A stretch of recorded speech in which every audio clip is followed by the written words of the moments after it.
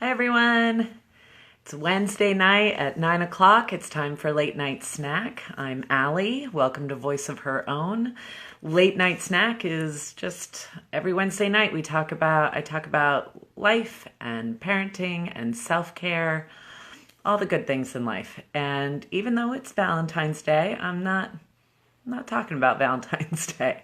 I'm talking about self-doubt. It is something that I've been talking about all month long, all month of February. And I wanted to share another tool with you if self-doubt is something that you struggle with.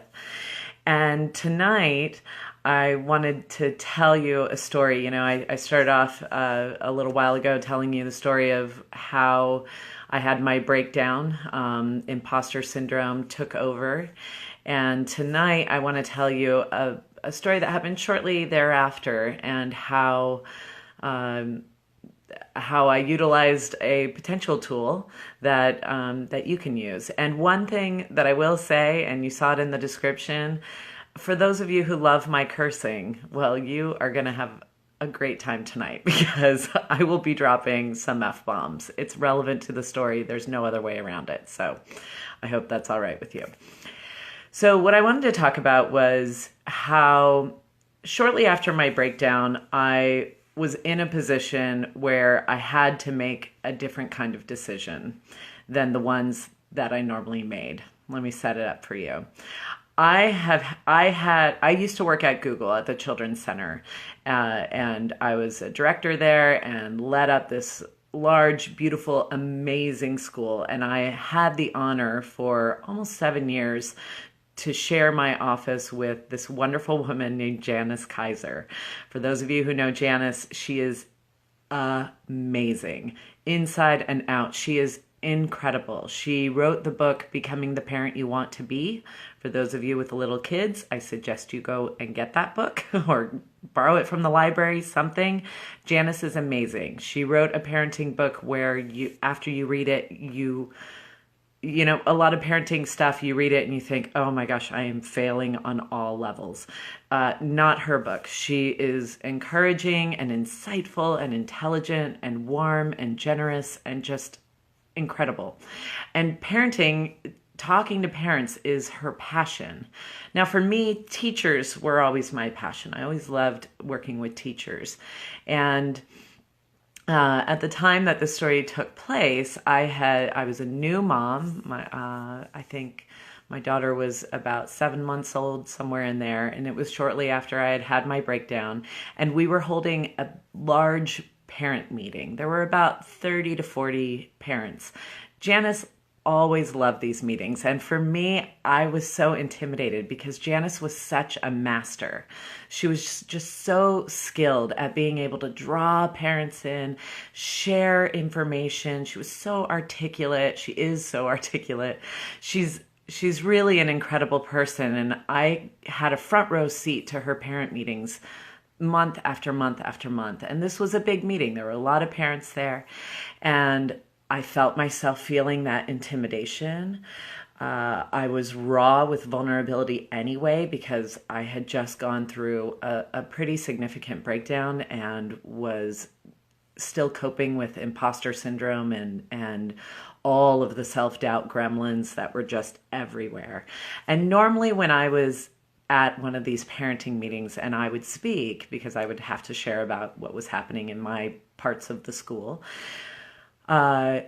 what was normally happening is my mouth was talking, but my brain was like, I wonder what Janice thinks. I wonder what Janice thinks. I wonder what Janice is thinking. I hope I said that okay. I hope Janice doesn't think I'm stupid. So my mouth was talking, but my brain was completely somewhere else. And it was really focused on, I hope, what will Janice think? I hope she thinks I'm okay. And Janice is, if something wasn't exactly right, she would always just gently bring up feedback and, but she would bring it up. She would be like, so tell me more about when you said this, what were you trying to get at? She would bring things to my attention. And so here I was feeling really raw, really vulnerable, and I had to share some pretty big stuff with the families. So I remember all of that self-doubt. What will Janice think? Oh my gosh, you have to speak. Oh, you're not feeling good. This isn't going to work. What's Janice going to think? What's Janice going to think? And I just stopped in that moment because I was aware a little bit. I was more aware of all the negative self-talk and more aware of all the self-doubt that I was actually living with, to notice it and to know that it was not helping. In fact, it was hurting me. So in that moment, I just made a totally different decision. I was like, we are going to do an experiment. This is a great opportunity to do an experiment. And you know what? Fuck Janice. Fuck her. Fuck what she thinks. Fuck what she thinks of what I have to say. Fuck her. She's brilliant. She's amazing. I can't be Janice. I have to be me. So fuck her. I love you, Janice. But I needed to say, and of course I wasn't saying fuck Janice. I was in my head, but what I was really saying fuck you to was that self-doubt gremlin, right? That self-judgment gremlin. And so it came to be my turn to talk. I had a lot of content to talk about, and I just spoke. And instead of my mind spinning about what will Janice think, I made sure that I was focusing on what I was saying. And every time the thought would come up and be like, oh, I don't know if you should say that. What would Janice think? I was just able to quiet it with a little, fuck what Janice thinks. Keep talking. And so the meeting went on. Had a lot of things to say. The meeting ended. And I'm like, okay, I survived. I have no idea what people thought of that. I have no idea how people received me. But it's over, and nobody, nothing terrible happened. And then I see Janice, and she's locked eyes with me, and she's heading straight for me. And I'm just like, oh no, here it comes. Here I'm going to hear about all the things that I shouldn't have said, or I was just like, she's going to be like, well, so tell me, when you were talking about this, all of these thoughts are just like running through my head, and she's just approaching me. And I'm like, oh, nice job, Allie. Way to do this experiment, and way to say, fuck Janice. She's coming right at you. And she comes up to me and says, I just want to tell you, that was amazing. You were incredible. You had a lot of content to go through. You had a lot of really complicated things. And I've never heard you speak about your program or this work quite in the way that you did tonight. And it was so powerful. You handled every parent's question just beautifully. It was just so impressive. I just really well done. That was amazing. And in that moment, I was like, all right, universe, I got the message. It was so wonderful to get such immediate feedback, to have tried something, to have done something different than what I normally had done, and to get the instant reaction of, that was great, keep doing that. And that was something that I will say from that point onward, I tried to carry into any time I was feeling that vulnerable, insecure thing. And it's not to say fuck feedback, right? Because feedback is still really necessary. And if Janice had good feedback for me, I wanted to hear that, and I needed to hear that. So it's not saying fuck feedback. It's saying fuck the self-doubt and fuck the self-judgment that gets in the way. And I've seen this with so many people. I remember a teacher who was brilliant and genius and amazing. And every time she would get up to speak and do a presentation, everything would come out jumbled. And when I had a conversation with her about it, she was just locked in that cycle of self-doubt, of worrying about what the parents are thinking or what other people are thinking. And once she was able to kind of say, well, fuck my audience. I don't care. I'm just not necessarily I don't care, because you still care, but like, fuck them. I'm just going to speak. And I'm going to speak without that second guessing happening all the time.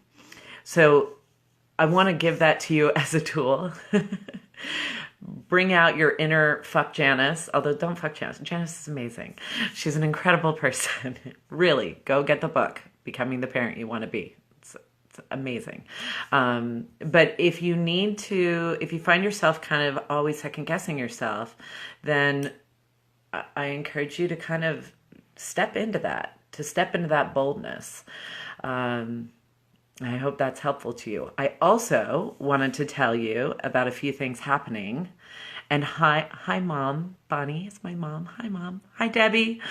I wanted to talk about some of the events that are happening because I've got some big stuff going on that's hitting in March and April, or February and March, and I just wanted to share it with you. February 24th, for all my California friends and California folks out there, I will be at the Castro Valley Library doing a workshop on self-care for moms on the go. But I will tell you, it is for anyone, even if you're not a mom, it is for anyone who is struggling with keeping their gas tank full. You don't have to be a parent to attend. The content is going to apply to you as well. So if you have friends that you know who are in the East Bay, let them know. Saturday, February 24th, 10:30 a.m., self-care workshop. It's big, great stuff. And it's free. The second event that's happening is I'm starting a 6-week parenting series at Yoga Family, and this is for parents who do have young children.